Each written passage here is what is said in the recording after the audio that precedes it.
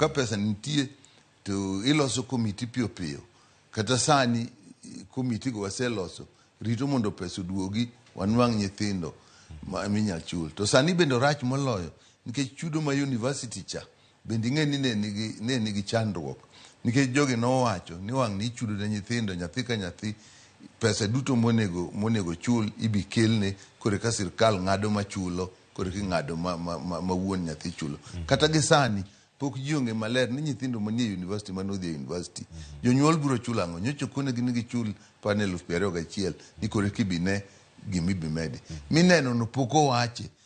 Mano be biro irwa ni kata mana joma dhi university. So wan gi joma dhi university, wan gi joma nyocha wamiyo scholarship mageno ni pesa ne mane gidhi chudo go jonyuol ok ne nyal ikore nikech ging'e ni an nyathina ne CDF omiyo scholarship koro ubro biro koro mano leo. Wan gi nyithindo madhi donje form 1 manyien.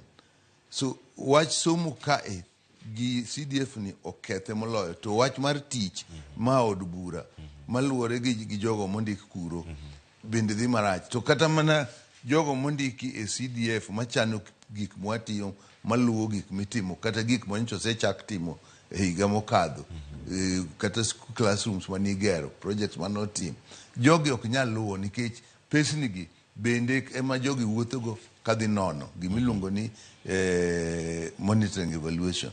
So gik moko richo miyo nyo wan kare kaka jo od bura mondo watim ng'anyo manyoro. E ng'anyo ma kamano kendo pek ma nitiere kaka kendo luoro ma jo od bura bende nitiere godo nyakora Ramogi Jwang' en ni ka skunde yepo higa manyien tarik 8 dwe mar 1 mano Januari jo od bura onego bed ni chiwo sir mag omenda gi mano kokalo e kitini mano mara CDF. To bende ka gionge omenda keto gi kama chal nade. Mana achiel kuom gigo mantie kar kanyo ma bende achiel kuom jod bura mawinjo kanyo kano loso jod bura manyando Jared Okelo wacho kanyo dweche 6 gi duto makoro bende osekalo ka sirkal pok obedo kacha e thuolo manyi